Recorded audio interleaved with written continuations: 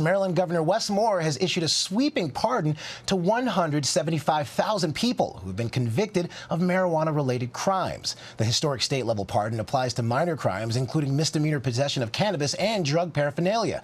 While speaking today, the governor said Maryland is taking actions that are intentional and unapologetic. Take a listen. This is the largest such action in our nation's history.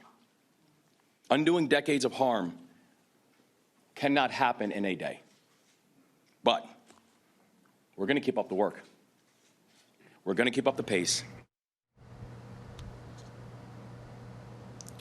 Now, the pardon comes after voters approved a constitutional amendment in 2022 that legalized marijuana in the state. ABC News' Jay O'Brien joins me now with more.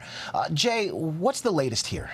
And it's interesting, Ike, you talk about that constitutional amendment. That was the crux of the argument, among other arguments, that the governor made, is that if the state has a different legal approach to marijuana now, it's worth looking backwards and dealing with the people, particularly Black and brown Americans, who had marijuana-based convictions on actions that now, under this new constitutional amendment, might be legal. This is, as you noted earlier, something that's going to impact more than 100,000 people. And the point that the governor made when rolling out this clemency is he said that these marijuana convictions followed a number of these Marylanders like stigmas over the rest of their life. Even if they got out of prison, it denied them jobs in some instances, denied them housing. And so the purpose of this, as the governor put it, was to try to right past wrongs.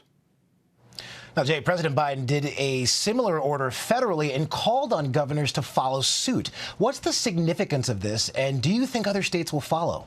Well, it's interesting because Moore makes a note, in the sound you just played, too, of saying that he's going further than any other state governor had gone before. And that's true. And there's a couple things to note here. A, there's a national attitude toward marijuana that is changing at the state level. There are states that have legalized it, et cetera, et cetera. And so that might impact this. And additionally, it's worth keeping in mind that this is a very notable governor doing this. He's a rising star in the Democratic Party. He is someone that other governors and other policymakers watch. So the exact national impact of this decision is still yet to be seen, but it is a high-profile Democratic individual doing it. And of course, as you noted, it dovetails with those calls from the White House for states to, in some form or fashion, maybe not go this far, but to revisit this issue.